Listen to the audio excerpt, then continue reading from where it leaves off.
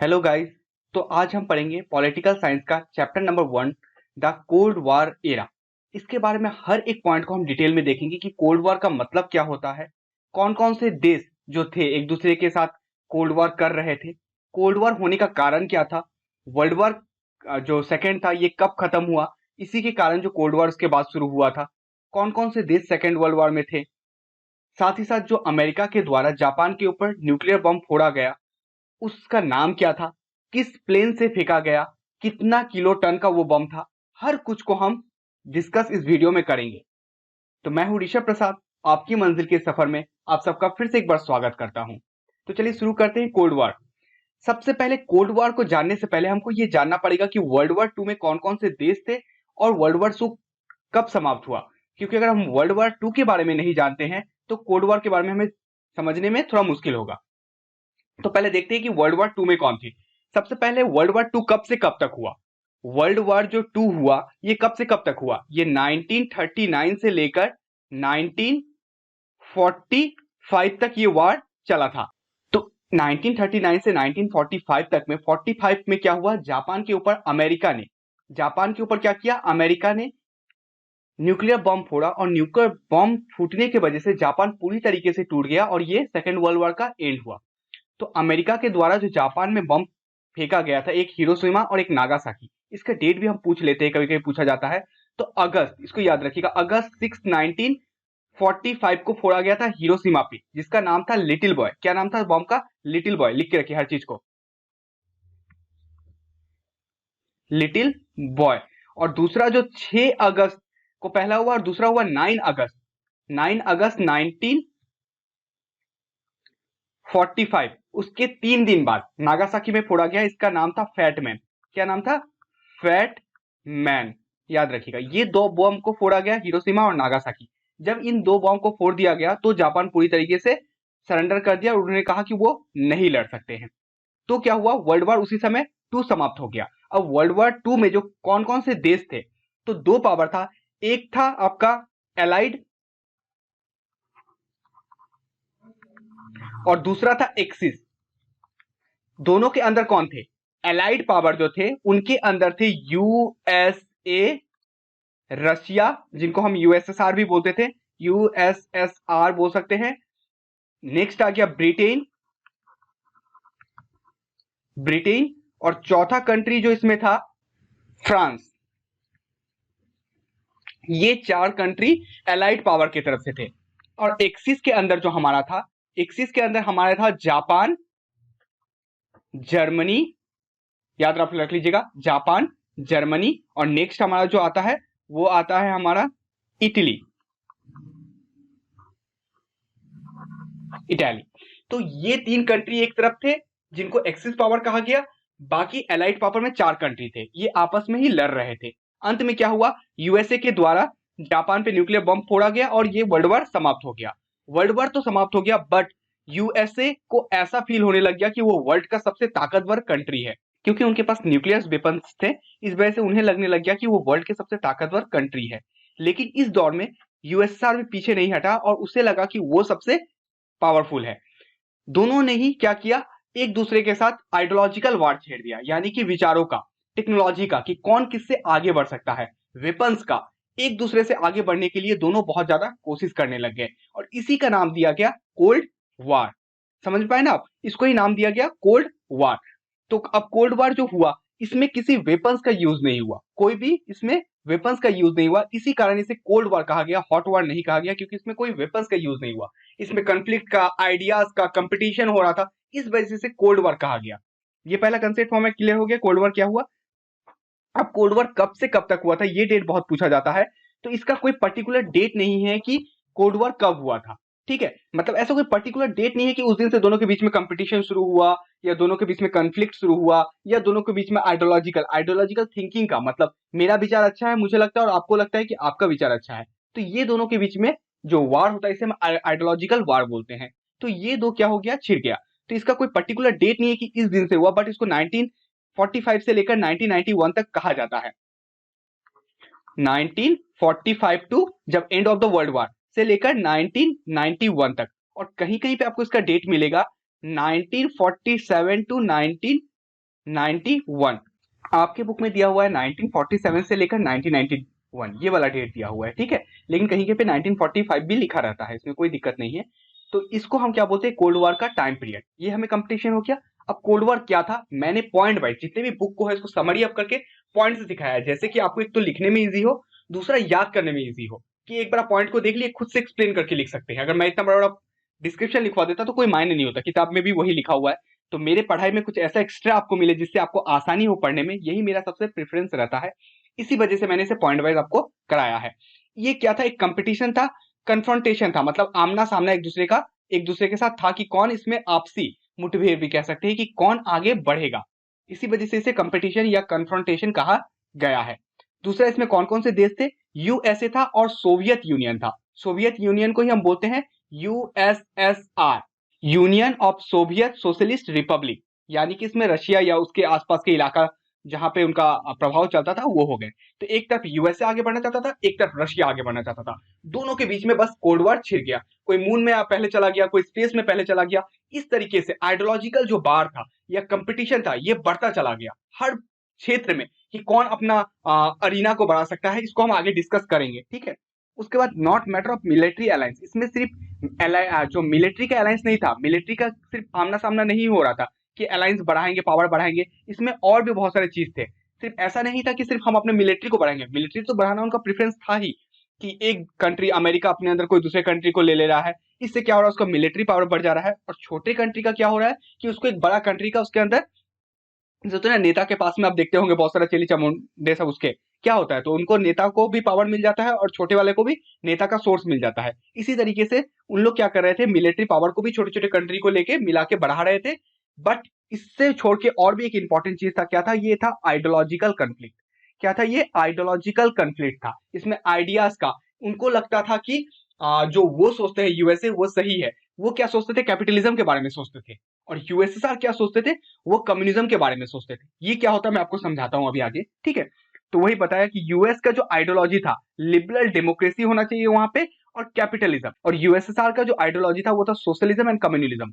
दोनों में ये अंतर होता है कि कैपिटलिज्म में क्या होता है, जो ओनर होता है वो कौन होता है, कोई प्राइवेट होता है। जैसे कि जियो कंपनी का मालिक कौन है, गवर्नमेंट है? नहीं, इसका मालिक है अंबानी। तो ये क्या हो गया, कैपिटलिज्म। वो जैसा चाहेगा मार्केट को कंट्रोल करेगा, वो जैसा चाहेगा प्रॉफिट करेगा, वो उसके ऊपर है। वो चाहे तो जियो का प्लान पहले फ्री में दे रहा था 2-4 महीना, उसका 200 400 600 करके बढ़ाता चला गया। तो ये उसका खुद के ऊपर डिपेंड करता है। बट सोशलिज्म और कम्युनिज्म में क्या होता है, जो हर कंपनी होते हैं बड़े बड़े, उनको गवर्नमेंट अंडरटेकन रखते हैं। कौन रखते हैं, गवर्नमेंट। जैसे बीएसएनएल को ले लीजिए, ये गवर्नमेंट अंडरटेकन है।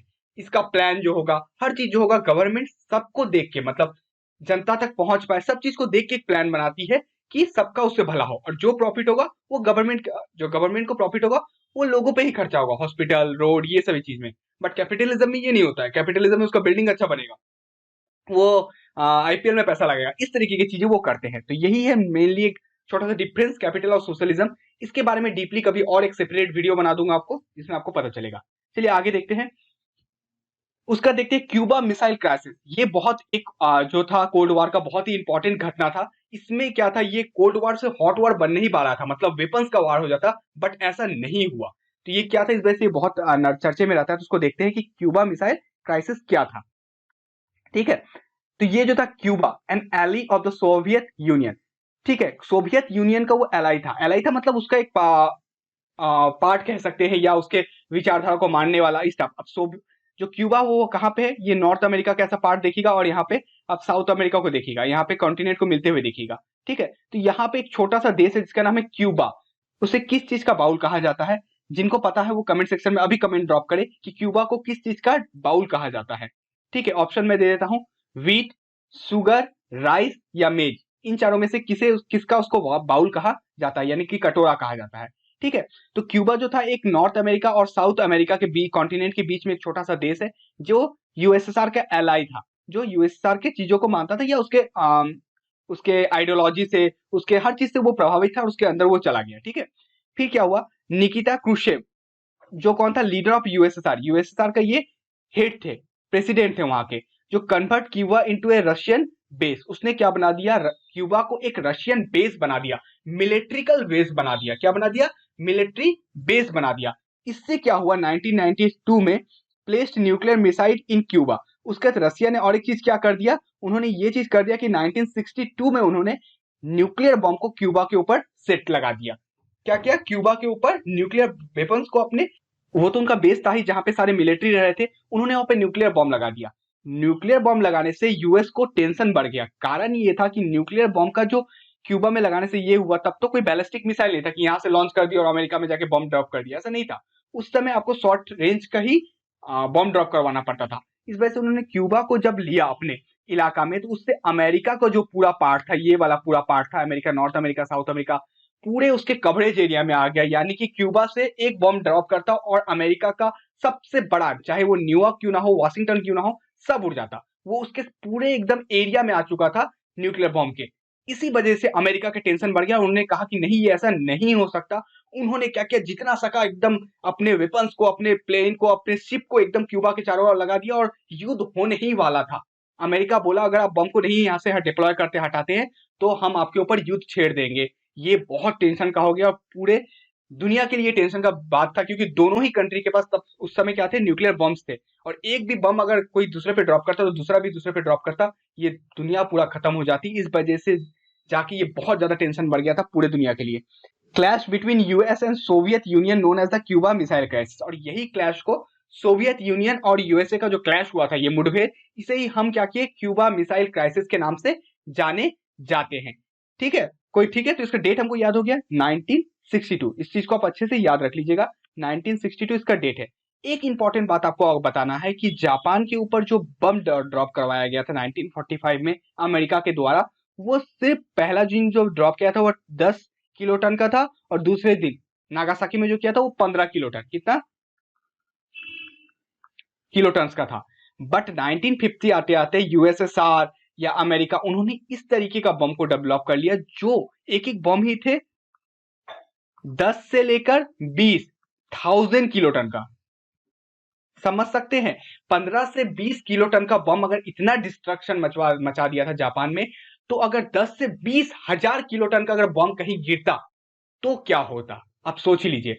ये पृथ्वी नहीं बचता, अगर इतना इतना सारा बम को अगर ड्रॉप करवाया जाता कहीं पे, तो यही पूरे तरीके से डिस्ट्रॉय हो जाता। तो ये छोटा सा फैक्ट आपको बताना जरूरी था, इसलिए मैंने बता दिया। उसके बाद हम देखेंगे emergence of two power blocs. अभी तक तो हमने देखा यूएस यूएसएसआर के बीच में झगड़ा होने का कारण क्या था, कोल्ड वॉर था, जो दूसरे दोनों में लग चुका था, दोनों का आइडियोलॉजिकल वार था। कारण उसका क्या था, वर्ल्ड वॉर समाप्त हुआ और दोनों ने चाहा कि दोनों में बेस्ट कौन है, दोनों आगे बढ़ने के लिए चल पड़े। यूएस को लगा वो सबसे पावरफुल है, यूएसएसआर को लगा वो पावरफुल है, लेकिन अब दो ब्लॉक में भी बैठ गए। ये क्या हो चुका था, एक ईस्टर्न ब्लॉक और एक वेस्टर्न ब्लॉक। अच्छे से इसमें हम डिस्कस करते हैं, चलिए।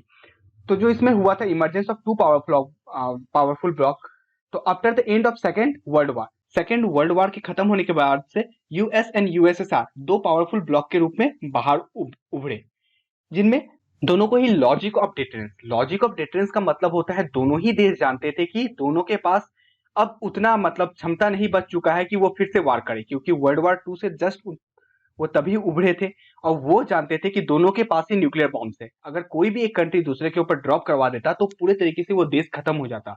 इस वजह से कोई भी देश इस क्षति को फिर से उठा नहीं सकता था। इस वजह से लॉजिक ऑफ डिटरेंस का है कि वो जानते थे कि इसका कंसिक्वेंसेस क्या होगा, इसी कारण था कि वार इसमें नहीं हुआ। टू एक्सपेंड देयर स्पेयर, दोनों ही देश क्या चाह रहे थे, अपने स्पेयर को बढ़ाना मतलब अपने क्षेत्रफल को, अपने अंदर अपने इन्फ्लुएंस को बढ़ाना। Two super power from alliances, दोनों ही क्या करने लग गए, अलायंस बनाने लग गए। अलायंस का मतलब होता है मैं हूं और एक तरफ आप है, मुझे पावर बढ़ाना है तो मैं दो लड़की को और अपने तरफ ले आया, आपको पावर बनाना है तो आपने दो लड़की को अपने तरफ ले आया। इस तरीके से क्या हो रहा है, अलायंस को मैं बढ़ा रहा हूं, अपने पावर को बढ़ा रहा हूं, आप भी वही काम कर रहे हैं। सेम वही तरीके से यूएसएसआर और यूएसए दोनों ही अपने अलायंस को बढ़ा रहे थे। टू पावरफुल ब्लॉक भी उनका नाम दे दिया गया, ईस्टर्न एंड वेस्टर्न अलायंस। क्या कहा गया, ईस्टर्न एंड वेस्टर्न। ईस्टर्न वाला यानी कि आपका जापान यूएसएसआर वाला साइड, और वेस्टर्न वाला आपका अमेरिका वाला साइड जो यूएसए, ठीक है, जो कैपिटलिज्म को मानते थे और इस तरफ कम्युनिज्म को मानते थे, सोशलिज्म को मानते थे और इस तरफ डेमोक्रेसी को मानते थे। बात समझे आप। वेस्टर्न अलायंसेस जो था यानी कि आपका अमेरिका वाला पार्ट, उन्होंने एक ऑर्गेनाइजेशन बना लिया जिसका नाम रखा NATO, NATO। ये बहुत इंपॉर्टेंट है, नोट डाउन करते हुए चलिए। NATO बना लिया, नॉर्थ अटलांटिक ट्रीटी ऑर्गेनाइजेशन। कब बनाया, ये डेट भी एमसीक्यू में पूछा जाता है, अप्रैल 1949, जिसमें कितने स्टेट थे? 12 स्टेट। 12 स्टेट मिला के, यानी कि 12 अलग अलग स्टेट को पॉलिटिकल साइंस में कंट्री का रूप धरा जाता है। उसी तरीके से 12 देशों ने मिलकर एक नेटो का फॉर्मेशन कर लिया और कहा कि अगर आप किसी भी देश में, इन 12 स्टेट में से आप किसी के ऊपर भी आप झगड़ा करते हैं अगर यूएसएसआर, तो बाकी 12 कंट्री को लगेगा कि आप हमसे झगड़ा कर रहे हैं और 12 कंट्री मिलकर यूएसए को पीटने लग जाएंगे, छोड़ने लग जाएंगे। बात समझे ना? यही था अलायंस बनाने का प्रॉफिट, कि कोई भी आप कंट्री को करते हैं 12, तो अब क्या हुआ, जो 12 कंट्रीज पे छोटे छोटे कंट्री भी थे उनको क्या हो गया था, प्रॉफिट हो चुका था कि वो किसी से भी वार करते तो एक बड़ा कंट्री यानी कि यूएस उनका सपोर्ट कर रहा था। तो वेस्टर्न अलायंस, जिसको हम नेटो उन्होंने फॉर्म किया 1949 में, जिसमें 12 स्टेट था।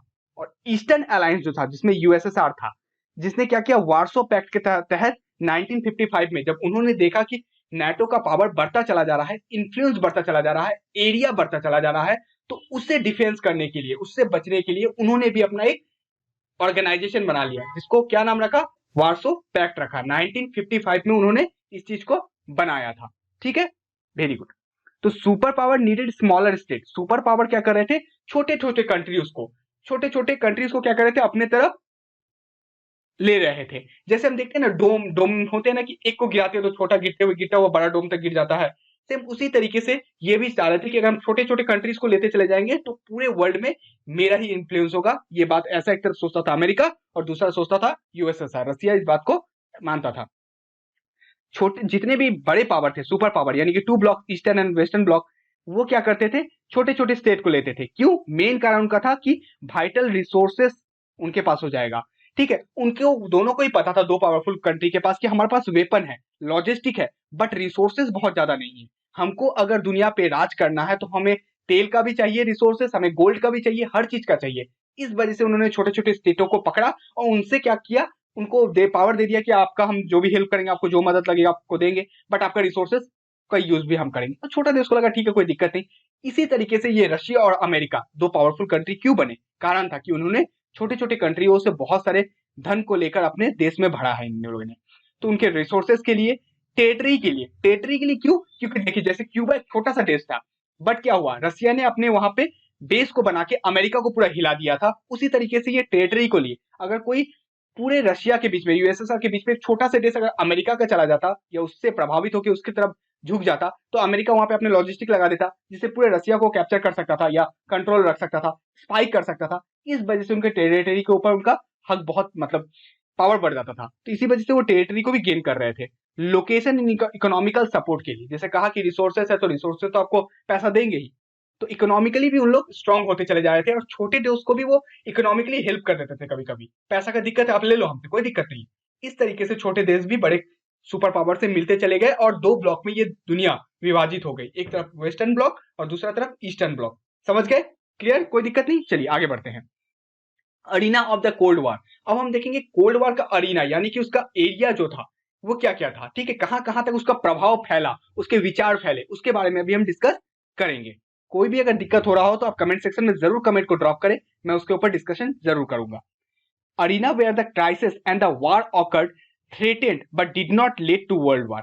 अरीना ऐसा इलाका था मतलब जहां पे क्राइसिस हुए, बहुत सारे झगड़े हुए, मुठभेड़ हुए, ठीक है, बट थ्रेटेन दिया गया कि मैं तुमको मार दूंगा, मैं तुमको उड़ा दूंगा, ये कर दूंगा, वो कर दूंगा, ऐसे वार आप लोग भी बहुत सुनते होंगे, धमकी सब, ठीक है, but did not lead to world war. But ऐसा नहीं हुआ कभी कंडीशन कि वर्ल्ड वॉर फिर से हुआ जिसमें बहुत लोग मारे गए थे, सारे कंट्री मिलके आपस में एक दूसरे से लड़े, ऐसा कभी नहीं हुआ। छोटे छोटे कंट्री या छोटे बड़े कंट्री एक दूसरे से लड़े, बट कभी वर्ल्ड वॉर की नौबत नहीं आई दोबारा, इस चीज को याद रखिएगा। Cold war did not eliminate rivalries between the two alliances, let them to arm themselves. क्या हुआ, कोल्ड वॉर जो था उनके बीच में डिड नॉट एलिमिनेट राइवलरीज, दोनों के बीच में कोल्ड वॉर जब हो रहा था तो राइवलरीज भी नहीं कम रहे थे, मतलब एक दूसरे के दुश्मन भी नहीं कम रहे थे। एक दूसरे क्या कर रहे थे, let them to arm themselves, अपने आप को वेपन से भर ले रहे थे, क्योंकि मुझे पता नहीं आपके पास वेपन कितना है, मुझे आपसे लड़ना है तो आपके लड़ने के लिए खुद भर रहे हैं। अमेरिका अपना बम बनाते चला जा रहा है, वेपन्स बनाते चला जा रहा है, रशिया भी सेम काम कर रहा है। उसी चीज में 1947 में एक चीज आपको बता देता हूं, एक बंदूक का डिस्कवर हुआ था जो आज तक का सबसे डिस्ट्रक्टिव बंदूक माना जाता है, उसका नाम है आपका AK-47, इसको याद रखिएगा। 47 यानी कि 1947 में वो डिस्कवर किया गया था, और ए का मतलब होता है ऑटोमेटिक के का मतलब होता है क्लासिनिकोव, जो साइंटिस्ट का नाम था, तो उसके नाम पे ये बंदूक का नाम पड़ा है ऑटोमेटिक क्लासिनिकोव 47, यानी कि 1947 में बना था। एक बार में 30 गोली उसमें लोड किया जा सकता है और एक सेकंड में वो 16 गोली को फायर कर सकता है। अभी तक का ये सबसे डिस्ट्रक्टिव बंदूक माना जाता है, जो कोल्ड वॉर के टाइम में ही डिस्कवर हुआ था। एक कंट्री दूसरे कंट्री के साथ जब लग रहे थे कि कौन आगे बढ़ेगा, तो उन्होंने ये अपने सबसे मजबूत बंदूक को डेवलप कर दिया। क्लियर हुआ आपका कंसेप्ट? हाँ, तो एक दूसरे क्या कर रहे थे, अपने आप को आर्म से बहुत भर ले रहे थे। ह्यूज स्टॉक ऑफ आर्म हो चुका था उनके पास। क्या हो चुका था? एक बहुत ही बड़ा स्टॉक ऑफ आर्म उन लोग बना चुके थे। Prevents war from taking place. अब मुझे पता नहीं है आपके पास कितना वेपन्स है, आपको नहीं पता कि मेरे पास कितना वेपन्स है, इसलिए हम दोनों झगड़ा भी नहीं कर रहे थे, क्योंकि डर भी लग रहा था कि कहीं मैं यूज करने गया, आप मेरे ऊपर ज्यादा बम फेंक दिए तो मेरा खतरनाक मतलब एकदम खात्मा हो जाएगा। इस वजह से दोनों कंट्री एक दूसरे से डरते थे, बट वार नहीं कर रहे थे, क्योंकि हमको आपका वाला नहीं पता कितना वेपन्स है और आपको मेरे पास कितना वेपन्स है ये नहीं पता था। मिसकैलकुलेट द नंबर ऑफ वेपन्स और misunderstanding the intention of the other side. दूसरा पहलू इसका ये हुआ कि मुझे ये भी नहीं पता था कि आप कितना बना रहे हैं बंदूक, और क्या है, मुझे आपका इंटेंशन भी नहीं पता था कि आप बनाने के बाद क्या इसको यूज करेंगे या जस्ट मुझे डराने के लिए बना रहे हैं, ये भी मुझे नहीं पता था। इस वजह से उन लोगों ने तीन ट्रीटी साइन किए। इस ट्रीटी के तहत वो लोग एक दूसरे के ऊपर बंदूक नहीं चला सकते थे, गोली नहीं, मतलब वार नहीं कर सकते थे, न्यूक्लियर बॉम्ब का यूज नहीं कर सकते थे। इस तरीके से उन्होंने तीन ट्रीटी साइन कर लिया, दोनों ही देश आप एक दूसरे से डर के कि कोई दूसरा वाला उन पे युद्ध ना करे। सोचिए क्या कंसेप्ट है। डर के मारे उन्होंने एक दूसरे से ट्रीटी साइन कर लिया, चल भाई तुम मुझको नहीं मारना, मैं तुमको नहीं मारूंगा, दोनों ही जन हम लोग आराम से रहेंगे। ठीक है, तो यूएसए और यूएसएसआर को eliminate nuclear and non nuclear weapon का यूज करने के कारण उन लोगों ने तीन ट्रीटी का नाम बताया। LTBT यानी कि लिमिटेड टेस्ट बैन ट्रीटी। आप क्या कर सकते हैं इसमें, न्यूक्लियर बॉम्ब का प्रयोग ना ही एटमोस्फेयर में कर सकते हैं, ना ही आउटर स्पेस में कर सकते हैं, ना ही अंडर वाटर कर सकते हैं। ये चीजों पे आपने बैन लगा दिया दोनों देशों ने, कि कोई भी देश या कोई भी हम दोनों में से भी कोई कंट्री, यूएसएसआर यूएसए, इस चीज को नहीं करेगा। तो लिमिटेड टेस्ट बैन ट्रीटी। दूसरा क्या हो जाता है, न्यूक्लियर नॉन प्रोलिफरेशन ट्रीटी। इसके मुताबिक जो देश के पास अभी तक न्यूक्लियर बॉम्ब बन चुका था, उसके बाद से कोई न्यूक्लियर बॉम्ब बनाने के ऊपर काम नहीं करेगा। और इसी कारण से इंडिया के ऊपर भी बहुत ज्यादा प्रेशर बन चुका था कि इंडिया न्यूक्लियर बॉम्ब ना बनाए, बट इंडिया ने चुपचाप करके बॉम्ब को बनाया। इसकी स्टोरी को मैं किसी और दिन आपको सुनाऊंगा कि किस तरीके से इंडिया ने इस बॉम्ब को साकार किया या न्यूक्लियर पावर अपने आप को बनाया। ठीक है, उसका था ABMT, anti ballistic missile treaty. इसको भी साइन किया कि एक कंट्री दूसरे कंट्री के ऊपर बैलिस्टिक मिसाइल का प्रयोग करके कोई मतलब डिस्ट्रक्शन नहीं कर सकता है। तो ये मेजर तीन जो ट्रीटी थे यूएसएसआर और यूएसए के बीच में समझौता हुआ। कारण वही था कि दोनों एक दूसरे से डरे हुए थे कि इसका कंसिक्वेंसेस क्या होगा, उनके लोग बहुत ज्यादा मर सकते थे। और वर्ल्ड वॉर का जो रिजल्ट आया था, सिर्फ लोगों की उसमें जान गई थी और कुछ नहीं हुई थी। इसी वजह से दोनों देश इस चीज से डरे हुए थे। Challenges to bipolarity. ये जो दो ध्रुवों में बढ़ चुका था, यानी कि ईस्टर्न वेस्टर्न, इसको कैसे चैलेंजेस किया गया, इंडिया ने क्या टेक्निक अपनाया जिससे इसे टैकल कर सके। तो इंडिया ने नाम का गठन किया, NAM नॉन अलाइनमेंट मूवमेंट का उन्होंने बनाया। ये क्या चीज है, इसको हम अच्छे से आगे देखते हैं। बाइपोलरिटी वाज चैलेंज्ड बाय नाम के द्वारा इसे चैलेंज किया गया, विच प्रोवाइड द न्यूली डीकोलोनाइज्ड, यानी कि जो कंट्री अभी डीकोलोनाइज हुए थे, यानी कि ब्रिटेन या कोई भी कंट्री से चंगुल से छूट के अपने आप को इंडिपेंडेंट किए थे, फ्री किए थे, countries of Asia, Africa and Latin America. अब अफ्रीका आपको पता है, एशिया कॉन्टिनेंट पता है, बट लैटिन अमेरिका का मतलब क्या होता है? लैटिन अमेरिका का होता है, ये है नॉर्थ, आपका नॉर्थ अमेरिका, ऐसे में दिखा रहा हूँ, ड्राइंग बहुत खराब है, ठीक है, और साउथ अमेरिका, ठीक है, ये उसका पार्ट ज्वाइन करता है। तो ये इलाका जो आता है इसको हम लैटिन अमेरिका बोलते हैं। नॉर्थ अमेरिका का कुछ पार्ट और साउथ अमेरिका का कुछ पार्ट को हम लेके लैटिन अमेरिका बोलते हैं। तो यहाँ के जितने भी देश जो क्या हो चुके थे, डीकोलोनाइज हो चुके थे, मतलब वो लोग आजादी मिल चुका था, तो उन लोगों ने एक थर्ड ऑप्शन चुना। उन लोगों को नहीं लगा कि, उन लोगों ने सोचा कि अभी तो आजादी मिली है, बात भी सही है एक तरीके से देखा जाए तो।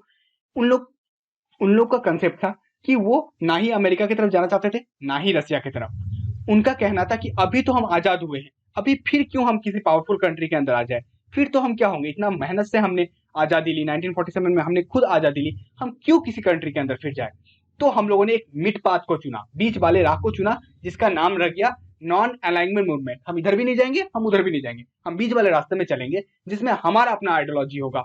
उसमें क्या हुआ, तो हमने ऐसे जितने भी डीकोलोनाइज कंट्री थे उसको लेके बनाया a third option. To not to join the either alliances, माने हम किसी भी अलायंस को ज्वाइन नहीं करेंगे, ना ही वेस्टर्न ना ही ईस्टर्न।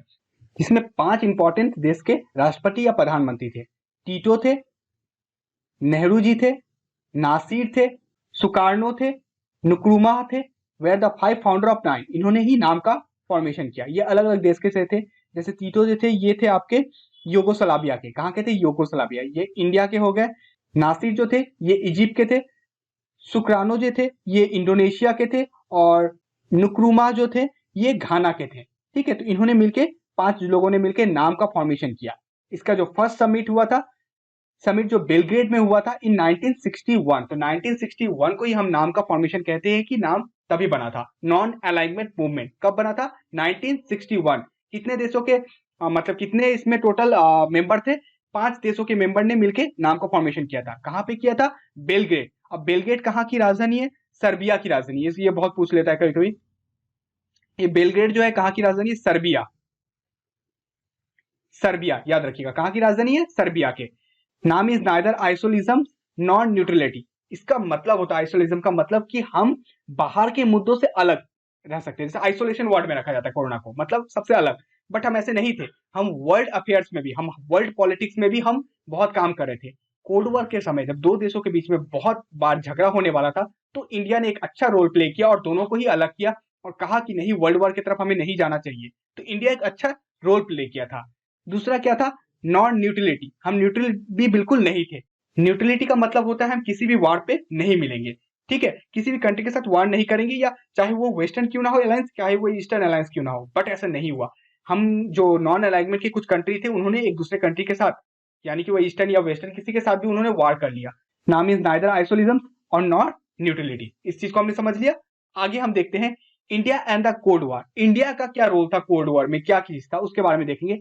ये 2 ऑब्जेक्टिव जो है ये डायरेक्ट पूछ लेते हैं कि क्या क्या ऑब्जेक्टिव थे इंडिया के कोल्ड वॉर के तरफ, मतलब उनके तरफ, या नेहरू जी का क्या ऑब्जेक्टिव था कोल्ड वॉर के तरफ। तो 2 ऑब्जेक्टिव था। तो इंडिया का इसमें क्या था कि इंडिया को एक स्टैंड लेना चाहिए था इंटरनेशनल इश्यूज में। इंटरनेशनल जितने भी इश्यूज चल रहे थे उसमें इंडिया का इन्वॉल्वमेंट उस समय जरूरी था, लेकिन बट उतना हमारा हो नहीं पाया। तो ये इसका ऑब्जेक्टिव था कि नाम को लेने की वजह से इंडिया का जो रवैया था इंटरनेशनल इशू पे उतना ज्यादा कुछ एक्टिव था नहीं। To enable India to balance, और इंडिया एक चालाकी का खेल बहुत खेलता था। क्या करता था? वो एक सुपर पावर को डिफेंस करने के लिए वो दूसरा सुपर पावर का उपयोग करता था नाम के थ्रू। कैसे? कि अगर वो अमेरिका उसको अगर कुछ खराब कर रहा है तो वो बोलता था कि मैं रशिया के साथ जुड़ जाऊंगा, यूएसएसआर के साथ जुड़ जाऊंगा, तो अमेरिका उस चीज से पीछे हट जाता था।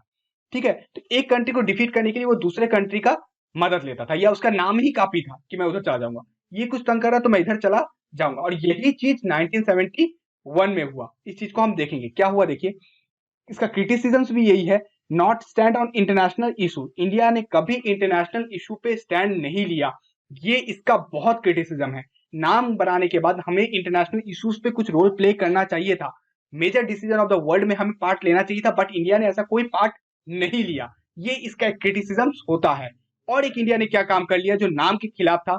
India join the USSR in August 1971। India ने यूएसएसआर को 1971 को ज्वाइन कर लिया 20 सालों के लिए। तो इस वजह से ये नाम के खिलाफ था और ये इसका क्रिटिसिज्म था कि आपने एक नाम बनाया, एक मिडवे बनाया, बट आपने क्यों यूएसएसआर को ज्वाइन किया। तो इसके पीछे भी कारण था हमने क्यों ज्वाइन किया, क्योंकि लगभग हमारे साथ बांग्लादेश का वार चल रहा था, या बांग्लादेश को अलग कराने के लिए हमें वार करना पड़ा या उनसे लड़ना पड़ा। उसके लिए हमें वेपन्स की बहुत जरूरत थी, और उस समय पाकिस्तान अच्छे खासे वेपन्स में आगे चले जा चुके थे। क्यों? क्योंकि उन लोगों ने अमेरिका के तरफ, यानी कि वेस्टर्न ब्लॉक की तरफ उनका झुकाव हो चुका था, और अमेरिका ने उन्हें बहुत लॉजिस्टिक, बहुत वेपन से हेल्प कर चुके थे उन्हें।